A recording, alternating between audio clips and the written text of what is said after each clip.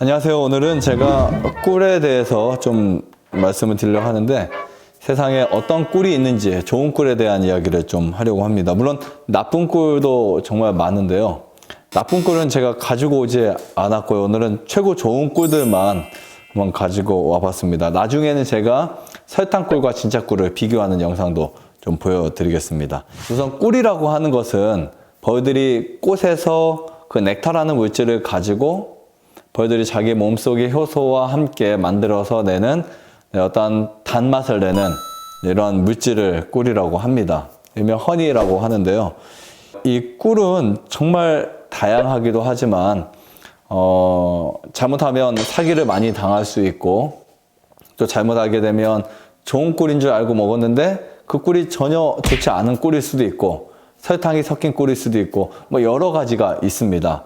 오늘 좋은 꿀에 대한 거 한 가지를 설명해 드린다면 좋은 꿀이라고 하는 것은 벌들이 채집해온 꿀을 그대로 떠서 먹을 수 있는 꿀이 진짜 꿀이거든요. 그런데 조건이 있습니다. 어떤 조건이 있냐면 그 꿀이 숙성이 돼야 돼요. 근데 보통 일반적인 농가들은 꿀을 떠가지고 꿀을 농축을 해서 판매를 합니다. 그렇기 때문에 농도를 확인할 때는 크게 못 느낄 수가 있어요. 농축을 한다 해도 꿀이 이렇게 되직한데 못 느낄 수도 있지만 보통 일반적으로 진짜 이거를 건강을 위해서 아니면 이 꿀의 효능을 다 살려서 꿀을 뜬다 그러면 문제는 상당하게 커지게 됩니다. 그래서 오늘 제가 여러분들에게 말씀드리는 것은 비농축꿀과 농축꿀이 있다 이 사실을 말씀드리는데요. 이렇게 비농축꿀, 농축을 전혀 하지 않은 기계나 공장에서 가열하지 않은 꿀을 저는 숙성꿀이라고 부르게 됩니다. 숙성꿀은 날짜와는 큰 상관은 없고요. 꿀이 벌통 안에 뭐 얼마나 있었느냐가 중요하진 않고요. 그 꿀이 얼마나 숙성이 됐냐가 중요한 거죠. 예를 들면 밥을 하는데 5분 만에 할 수도 있고 10분 만에 할 수도 있고 1시간 만에 할 수 있고 2시간 만에 할 수 있는 것은 온도의 차이겠죠. 물론 5분 만에는 안 되겠지만 마찬가지로 숙성꿀이 거의 한 4일 정도부터 숙성꿀이 형성이 될 수는 있습니다. 보통 저는 한 일주일 정도에 걸쳐서 뜨는데요. 이렇게 숙성꿀을 뜨게 되는 이유가 뭐냐면 꿀을 원래 그대로 먹자.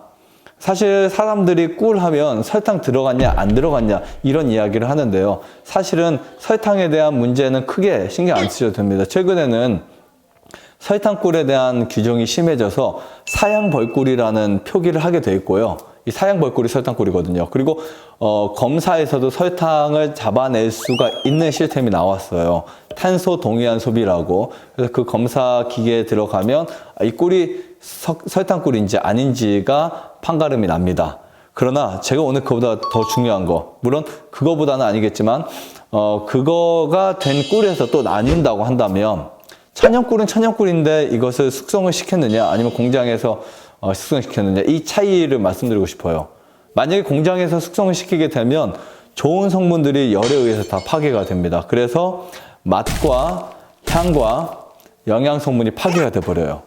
그렇게 우리가 꿀을 돈을 주고 꿀을 사서 먹는데 맛과 맛에 뭐 크게 차이가 못 느끼실 수 있는 분도 있지만 영양에서 이제 그런 차이가 난다라고 생각하면 문제가 저는 심각하다고 생각합니다. 어차피 꿀을 건강을 위해서 먹을 거 저는 조금 더 좋은 꿀을 선택하자 이것을 말씀드리고 싶고요. 한 가지 꼭 아셔야 되는 것이 이 벌을 키우면서 항생제를 많이 사용을 해요. 그래서 항생제 사용을 하지 않은 꿀이 진짜 좋은 꿀이거든요. 그래서 항생제를 사용하지 않은 꿀을 고르시는 것도 팁으로 드리고요. 결국은 꿀은 정말 우리 몸속에 좋은 물질이 많은, 몸속에 유익한 물질이 많은 영양 성분들을 우리가 그대로 먹는 것이 저는 좋다고 생각해서 뭐 밤꿀이든 아카시아 꿀이든 어떤 꿀이든 숙성된 걸 먹자 이런 원칙을 갖는 게 좋다고 생각합니다. 좋아요, 구독, 안에다가 눌러주세요. 눌러주세요. 눌러주세요.